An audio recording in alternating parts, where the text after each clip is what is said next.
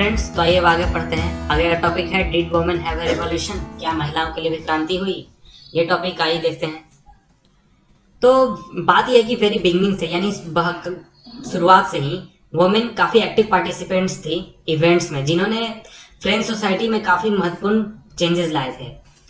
तो उन्होंने होप किया था, यानी महिलाओं ने होप किया था कि उनका इन्वॉल्वमेंट इन इवेंट्स में सरकार यानी रिवॉल्यूशनरी गवर्नमेंट पर यह प्रेशर देगा कि वो ऐसे मेजर्स ले जो उनके लाइफ को इम्प्रूव कर सके।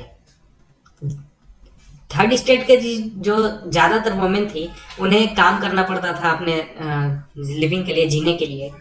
वो काम करती थी कढ़ाई बुनाई के तौर पर, या फिर लॉन्ड्रीज में वो फूल बेचती थी, या फूल फल या फिर सब्जियां बेचती थी, या फिर डोमेस्टिक सर्वेंट के रूप में एम्प्लॉय होती थी अमीर घरों में।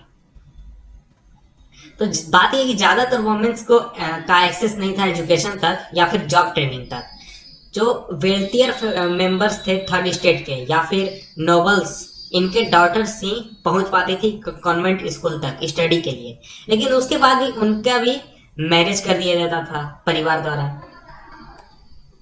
जो वर्किंग वुमेन होती थी, उनको केयर करना पड़ता था अपनी फैमिलीज के बारे में, जैसे कि उन्हें खाना पकाना पड़ता था, पानी लाना होता था, लाइन लगकर ब्रेड लाने होते थे, और बच्चों को भी देखना होता था। और उनके वेजेस होते थे, उनके वेजेस मेन के मुकाबले कम होते थे। जितने मेन को वेजेस मिलते थे उतने वेजेस उनको नहीं मिलते थे। तो बात यह कि अपनी आवाज उठाने के लिए या फिर अपनी बातों को डिस्कस करने के लिए वुमेन्स ने भी अपने पॉलिटिकल क्लब शुरू किए और न्यूज़पेपर शुरू किए। करीब 60 वुमेन क्लब्स आए फ्रेंच सिटीज में, बहुत सारे फ्रेंच सिटीज में करीब 60 वुमेन क्लब्स आए। और इसमें से सबसे ज्यादा फेमस था सोसाइटी ऑफ रिवॉल्यूशनरी और रिपब्लिकन वुमेन। ये दो जो क्लब थे, ये बहुत ज्यादा फेमस थे। इनका एक मेन डिमांड था कि इन्हें भी पॉलिटिकल राइट्स मेन के बराबर ही मिलना चाहिए। जितना मेन को पॉलिटिकल राइट्स है, उतना ही इन्हें भी पॉलिटिकल राइट्स मिलना चाहिए। तो जो वुमेन थी वो काफ़ी डिसअपॉइंटेड हुई 1791 के कॉन्स्टिट्यूशन से, क्योंकि उन्हें उसमें पैसिव सिटीजन के तौर पर रखा गया। उन्हें वोटिंग का अधिकार नहीं दिया गया था, इसलिए उन्होंने वोट का अधिकार मांगा और असेंबली में चुने जाने का अधिकार मांगा, और पॉलिटिकल ऑफिस वो पहुंच सके, इसके लिए भी वो अधिकार चाहती थी। तो उन्होंने ऐसा महसूस किया कि जब तक उनका नए गवर्नमेंट पे रिप्रेजेंटेशन नहीं होगा, जब तक वो सरकार में आएंगे, तब तक उनके बारे में सोचा नहीं जाएगा। तो शुरुआती वर्षों में रिवॉल्यूशनरी गवर्नमेंट ने कई ऐसे नियमों में चेंजेस लाए, कई ऐसे नियम लाए जिसने वुमेन के लाइफ को काफी इंप्रूव किया। जैसे ही सरकारी स्कूल बने, स्कूलिंग यानी स्कूल कंपलसरी कर दिए गए सभी लड़कियों के लिए, और उनके पिता अब उनको शादी के लिए फोर्स नहीं कर सकते थे उनकी मर्जी के खिलाफ। और शादी जो था वो कॉन्ट्रैक्ट के तौर पर बना दिया गया कि मतलब दोनों का विल होना चाहिए पति पत्नी का, तभी शादी मानी जाएगी। सिविल लॉ के तौर पर रखा गया और डाइवोर्स को लीगल बना दिया गया। और ये अप्लाई किया जा सकता था मेन एंड वुमेन किसी के द्वारा। ऐसा नहीं था कि केवल मेन अप्लाई कर सकते हैं, वुमेन को भी अधिकार मिला कि वो डाइवोर्स के लिए अप्लाई कर सकती हैं।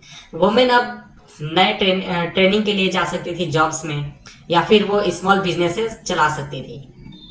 वुमेन का जो स्ट्रगल था इक्वल पॉलिटिकल राइट्स के लिए, वो अभी भी चलता रहा। तो आतंक के काल के दौरान यानी reign of terror, during the reign of terror, तो जो नई गवर्नमेंट थी उसने कई ऐसे लॉज पास किए ताकि वुमेन्स क्लब बंद हो जाएं और उनके पॉलिटिकल एक्टिविटीज बैन कर दी जाएं। जो बहुत सारी फेमस वुमेन्स थी, बहुत ही एक्टिव वुमेन्स थी, उन्हें अरेस्ट कर दिया गया और उनमें से काफ़ी सारे लोगों को मौत के घाट उतार दिया गया। वुमेन्स मूवमेंट वोटिंग राइट्स के लिए और इक्वल वेजेस के लिए करीब 200 सालों तक आगे तक चलता रहा, काफी वर्षों में वर्ल्ड में काफी वर्षों में, शायद अभी भी कहीं चल रहा होगा, ऐसी हो सकती है बात। तो वोट के लिए फाइट इंटरनेशनल सफ्रेज मूवमेंट के दौरान लेट 19 अर्ली 20th सेंचुरी तक चला। और इसका एग्जांपल है political activities of French women during the revolutionary. और जानते हैं 1946 में जाकर फ्रांस में वोमेन को राइट टू वोट मिला, उसके पहले नहीं मिला था। तो ये था हमारा वीडियो, आपसे मिलते हैं हम नेक्स्ट वीडियो में। Good bye.